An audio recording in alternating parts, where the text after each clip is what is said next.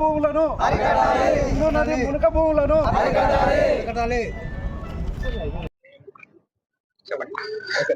నంద్యాల జిల్లా కోయిలకుంట్ల మండలం నుంచి వివిధ గ్రామాలు మండలంలో కలగొట్ల, రేవనూరు, ఉప్పలపాడు, చిన్నకొప్పెర్ల, పెద్దకొప్పెర్ల, జోల్దరాసి, తర్వాత కొన్ని వివిధ గ్రామాల రైతులు ఇక్కడికి వచ్చారు.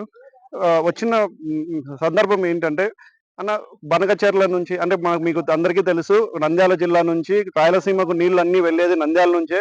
నంద్యాల మనది ఒక హార్ట్ మాదిరి. సో నంద్యాల నుంచి బనకచెర్ల ద్వారా ఒకటి GNSS ఉంది, తర్వాత తర్వాత ఇప్పుడు తెలుగుగంగ, బనకచెర్ల తెలుగుగంగ, తర్వాత ఎస్కేప్ ఛానల్ ద్వారా కుందు నదికి, నిప్పులవాగు ద్వారా కుందు నదికి నీళ్లు వదులుతున్నారు. సో నీళ్లు రాయలసీమ నుంచి, అంటే ఇక్కడ నుంచి మీరు సోమశిలకు నీళ్లు తీసుకుపోవడం మాకు ప్రాబ్లం లేదు. కాకపోతే అక్కడ కూడా రైతులు అన్నదమ్ముల్లాగానే మనం అందరూ బాగుండాలనుకుంటున్నాం. కాకపోతే మా సమస్య ఏంటంటే ఈ నీళ్లు తీసుకుపోవడంలో దగ్గర మా ప్రాంతంలో 5,000 ఎకరాలు మునకకు గురవుతుంది.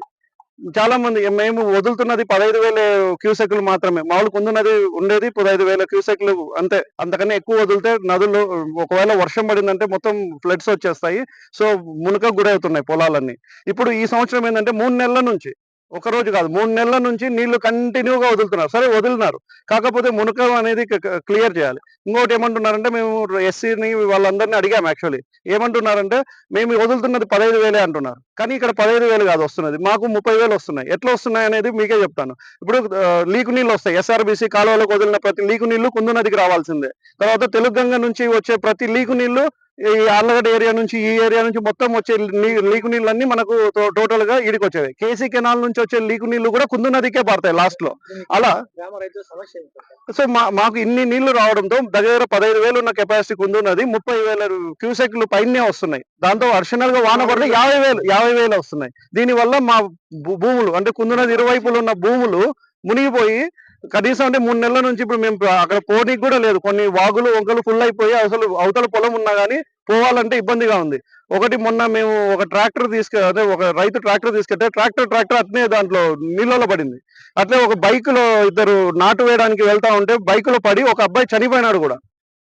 సో ఇట్లా మాకు ప్రమాదాలు జరుగుతున్నాయి. ప్లస్ ఏం జరుగుతుందంటే 3 నెలల నుంచి నీళ్ళల్లో ఉన్నాయి, ఉప్పులం వచ్చినాయి పొలాల్లో నాటుకున్నవి మొత్తం ఇప్పుడు అన్ని నష్టం.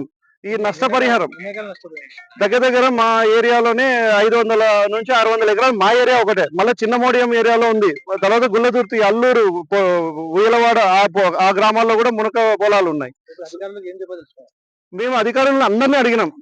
అడిగితే మినిస్టర్ని అడిగినాం, కలెక్టర్ని అడిగినాం, SCని అడిగినాం, అందరిని అడిగినాం.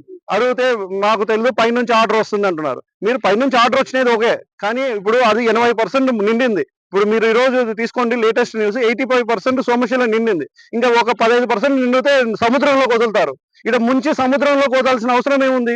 ఇప్పటికన్నా తగ్గిమని అడుగుతున్నాం. మేము ఈ రోజు కూడా తగ్గిస్తే నాట్లు వేసుకుంటాం. ఇంకా టైం అంత ఇంత ఉంది మధ్యకారు వేసుకోవడానికి.